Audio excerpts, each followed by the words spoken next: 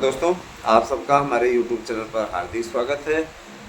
जैसा कि देख रहे हैं, अक्टूबर महीना अपने तीव्र गति को पकड़ चुका है और अक्टूबर महीना जैसे जैसे परवान चढ़ता चला जा रहा है, तो वैसे वैसे आप लोगों को लग रहा है कि परीक्षा की तिथियाँ कब तक आएंगी। तो मैं आपको अवगत कराना चाहता हूँ कि देखिए, शिक्षक भर्ती को लेकर के सरकार बहुत अग्रेसिव है ना।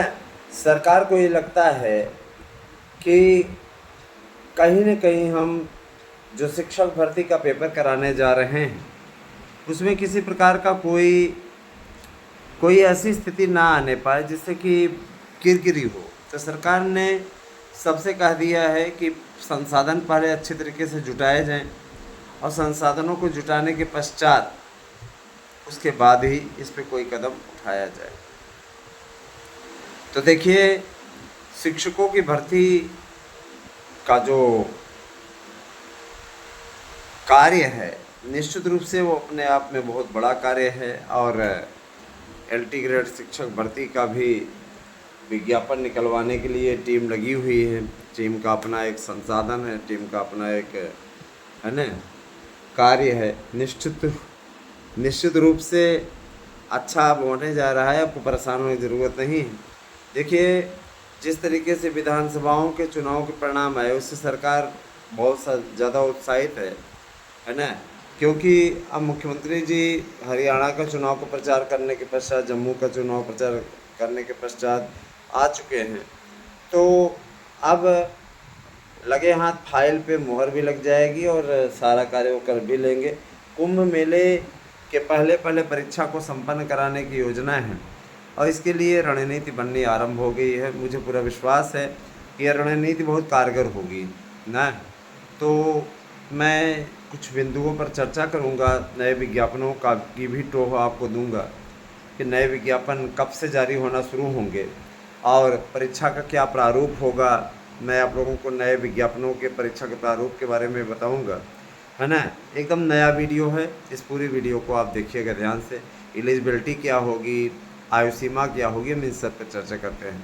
सबसे पहले हम शुरू करते हैं TGT PGT की योग्यता पर। देखिए, सबसे पहले मैं बताना चाहूँगा कि TGT PGT की योग्यता में बड़ा बदलाव हुआ है। अब सभी विषयों के लिए BEd अनिवार्य कर दिया गया है, या BEd के समकक्ष आपके पास में अगर डिप्लोमा या डिग्री भी है तब भी उससे काम आपका चल जाएगा। मसलन ये कि बॉम्बे आर्ट जैसा कोर्स, बॉम्बे आर्ट की जगह पर अगर आपने कुछ और कोर्स किया हुआ है तो यकीनन वो आपके कार्य में सहभागी हो जाएगा। BEd के समकक्ष उस डिग्री को माना गया, तो आपको बिल्कुल चिंता करने की बात नहीं है, ठीक है। और रही बात ये कि सिर्फ ये कला और संगीत विषय के लिए ही ऐसा है ना, जैसा कि पहले पूर्व में होता रहा है। बाकी विषयों के लिए आपको BEd करना अनिवार्य है। BEd अगर आप करेंगे तो BEd के लिए आपको 1 नंबर का वेटेज मिलेगा, ठीक है। 1 नंबर का आपको वेटेज मिलेगा, तो इसका बेनिफिट अगर आप लेना चाहें तो बेनिफिट ले सकते हैं। नियुक्ति की जब मेरिट बनेगी तो उसमें 1 नंबर का हरक फरक इस टॉपिक का उल्लेख उसमें रहेगा और निश्चित रूप तौर पर मिलेगी। रही बात ये कि संस्कृत के लिए जो योग्यता निर्धारित की गई है, अब अगर आपका BEd में 55% आपका अंक है थ्योरी में, तो ही आप फॉर्म भर पाएंगे। तो संस्कृत विषय के लिए ये कर दिया है और हिंदी विषय के सहित जितने भी विषय हैं उन सब में 55% की वैधता लागू कर दी गई। तो 55% आपका ग्रेजुएशन BEd में होना चाहिए हर हाल में, और अगर BEd में नहीं है तो आपका कम से कम PG अगर आपने किया है तो PG में होना चाहिए, है ना। और आप सभी से मैं ये कहना चाहूँगा कि देखिए, ये तो योग्यता रही।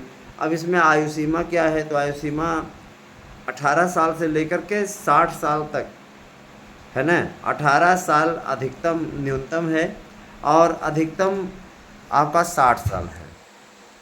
जाहिर सी बात है कि 60 साल तक आप फॉर्म भर पाएंगे, और 60 साल तक तो आज की युवा पीढ़ी जीवित भी नहीं रह पा रही है। युवा पीढ़ी, अब देखिए, जो नई पीढ़ी अभी भी शुरू हुई है उसका 60 साल उम्र होगा, ये बहुत बड़ी चीज़ है ना। तो 60 साल बहुत ज़्यादा हमने बता दिया। 60 साल बहुत ही मुश्किल वक्त है दोस्तों, और जाहिर सी बात है कि आप सभी लोगों को सही ढंग से तैयारी करने की आवश्यकता है। आप आराम से नौकरी पा जाएंगे। और सरकार आप लोगों के लिए बम्पर भर्ती की शुरुआत करने जा रही है। देखिए, जिस तरीके से गवर्नमेंट ने कैलेंडर बनाने का आदेश जारी किया है और कैलेंडर बनाने की दिशा में इसमें पूरी टीम लगी हुई है, उससे मैं आपको भरोसे के साथ कह सकता हूँ पूरी चीज़ की बातचीत हो गई है। मुख्यमंत्री जी के पास में ज्ञापन भी हुआ है, और जो हरियाणा का रिजल्ट आया उसकी बधाई देने के लिए यहाँ से नेताजी ने फ़ोन भी किया था, तो उन्होंने, है ना, निश्चित रूप से कार्यकर्ताओं की जीत करार दिया। कार्यकर्ता, अब देखिए, उस पार्टी से जुड़े हुए हैं, तो कार्यकर्ता तो हम लोग भी हैं, तो कम से कम सपोज दैट तरीके से, है ना, सपोज दैट क्या हुआ, उसका बेनिफिट ये मिला कि हम लोग भी पूरा चीज़ क्लियर कर लिए और भर्तियों को यथाशीघ्र शुरू करने और परीक्षा हर हाल में इसी वर्ष के अंत तक कराने का फैसला उन्होंने सुनाया है कि परीक्षा करा लीजिए। और हमें 15 जनवरी तक, पहले तो उन्होंने कहा था 15 दिसंबर तक हमको रिजल्ट चाहिए, लेकिन चूँकि अध्यक्षा जी नहीं चाहती थी, उन चाहती थी कि पारदर्शी ढंग से और जल्दी से जल्दी हड़बड़ाहट में हमारी गड़बड़ी ना हो, क्योंकि जानते ही हैं कि सुस्त तो बोर्ड के ऊपर चयन बोर्ड का ठप्पा अभी भी लगा हुआ है ना। तो वो चाहते हैं कि पुराना, जब तक ये पुराना विज्ञापन नहीं निपटा देती तब तक इनके ऊपर चयन बोर्ड का ठप्पा लगा ही रहेगा। तो इन्होंने कहा कि हमें 1 महीने का टाइम और एक्स्ट्रा चाहिए, तो इन्होंने 15 जनवरी तक दे दिया समय। रिजल्ट आप उधर कर लीजिए, लेकिन दिसंबर तक कंप्लीट कर लीजिए, क्योंकि जनवरी से माघ मेले की शुरुआत हो जाएगी। तो ये मान के चलिए 101% आपका पेपर हो जाएगा, इसमें कोई दिक्कत नहीं है।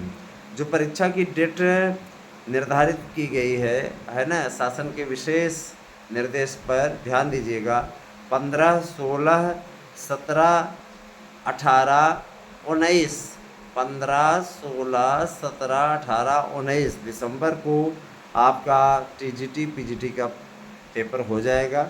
और उसके बाद में, है ना, आपका 25 दिसंबर तक रिजल्ट क्लियर हो जाएगा, है ना। पीजीटी का पहले रिजल्ट आएगा, उसके बाद उसका इंटरव्यू भी शुरू हो जाएगा। इंटरव्यू की प्रक्रिया में समय कम लगे, इसलिए संशोधन करके उसको 2 दिन का आपको ऑनलाइन, जैसे रिजल्ट निकलेगा ऑनलाइन आपको मिल जाएगा बुलावा पत्र, कॉल लेटर जिसको कहते हैं, साक्षात्कार पत्र। तो निश्चित रूप से आपको उसके लिए भी वक्त नहीं लगेगा, आप जाकर के इंटरव्यू दीजिए, वहाँ पर अपने डॉक्यूमेंट चेक कराइए और उसके बाद में सारी प्रक्रिया अपनी कंप्लीट कर लीजिए। 15 दिसंबर से तैयार हो जाइए। बहुत से मित्र ये कहेंगे कि आपने डेट बढ़ा दी, तो देखिए शासन ने जो तय कर दिया है ना, वही डेट आपको हम बता रहे हैं, और इस डेट से अब रत्ती भर भी कोई नहीं इधर से उधर होगा। परीक्षा तिथियों का ऐलान स्वयं, है ना, सचिव महोदय ने किया है, और सचिव महोदय ने परीक्षा नियंत्रक से बातचीत के पश्चात किया है। मुझे इस बात की खुशी कि परीक्षा नियंत्रक ने कार्यभार संभाल लिया है ना, उन्होंने गोरखपुर से ही अपना कार्यभार संभाला है ऑनलाइन आकर के, तो इस बात की हमें ये बात अच्छा लगा। और अब भर्तियों का सिलसिला तेज होगा।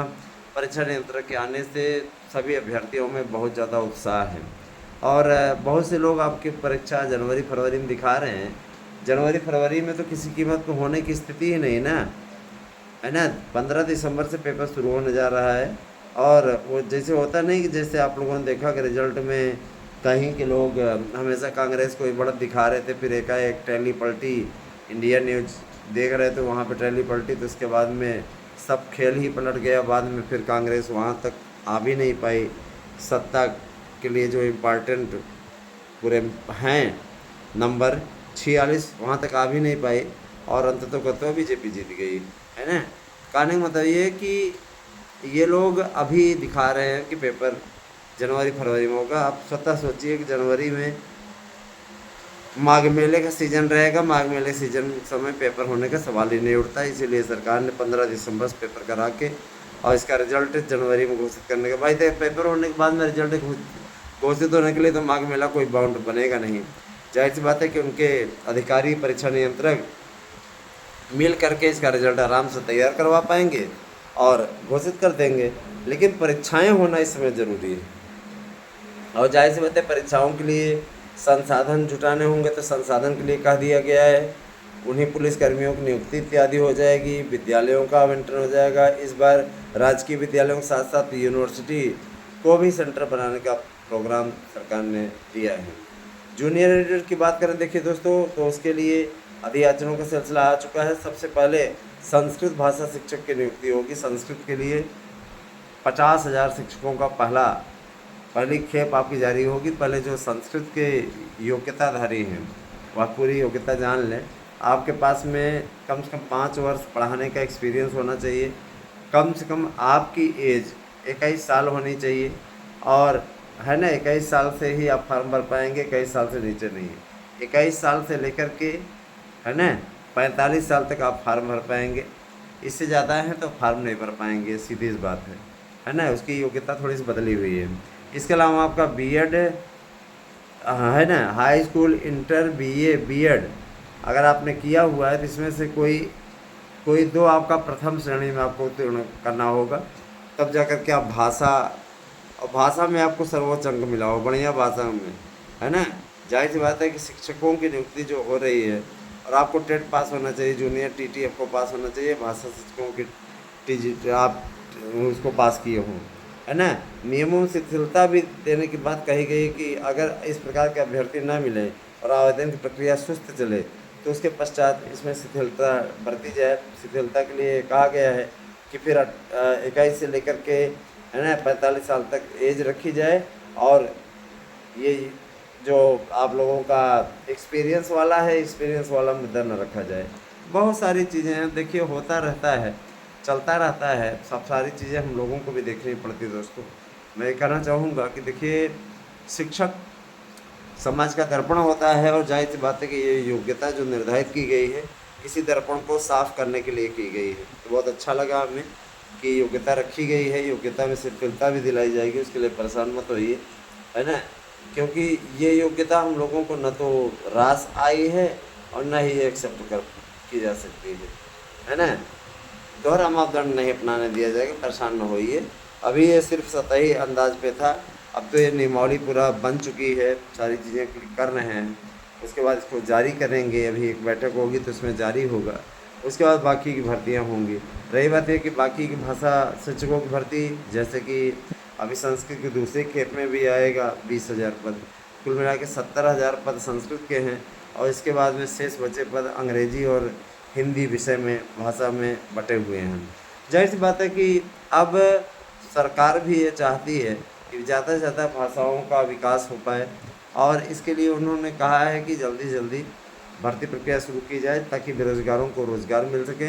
और जो ये बेरोज़गारी का मुद्दा हावी होता जा रहा है, ये निश्चित रूप से हट पाए, क्योंकि देखिए 40,000 पदों पर सिपाहियों की भर्ती होने जा रही है, क्लर्कों की भर्ती होने जा रही है, क्लर्कों के लिए भी कहा दिया गया क्लर्कों की भर्ती भी की जाए, है ना, बाबुओं की भर्ती की जाए, है ना, चपरासियों की भर्ती की जाए, सबकी भर्ती हो, रसोइयों की भर्ती होगी। अभी देखिए शिक्षा मित्रों का मानदेय बढ़ाने की बात है।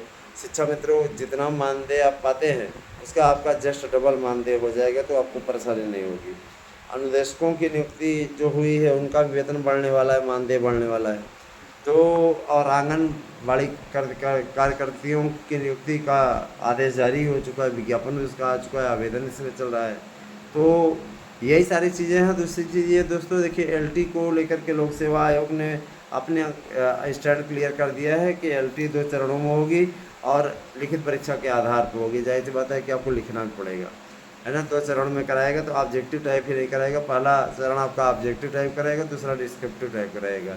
जाहिर सी बात है कि काफ़ी कुछ आप लोगों को कठिनाई का सामना उसमें करना पड़ेगा, लेकिन अब क्या करेंगे, लोक सेवा आयोग के माध्यम से हो रहा है, और 21 से 40 ही आपकी आयु सीमा रहेगी। तो उसमें जो लोग 40 साल के पार हैं आरक्षित वर्ग के फार्म भर पाएंगे, अनारक्षित वाले फार्म भी नहीं भर पाएंगे। अनारक्षित में अगर आप 40 पार कर चुके हैं, आरक्षित वर्ग में हैं, तो चाहे WSE है, आपको पूरा उसका मौका मिलेगा।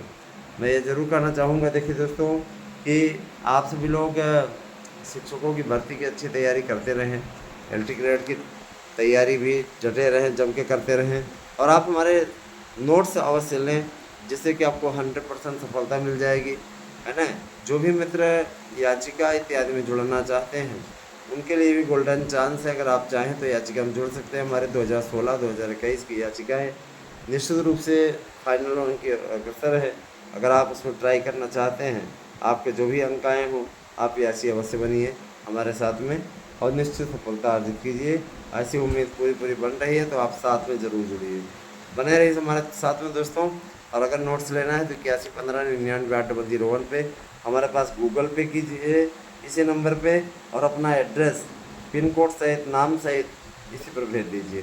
निश्चित रूप से इसका समाधान हो जाएगा। Thank you, have a nice day.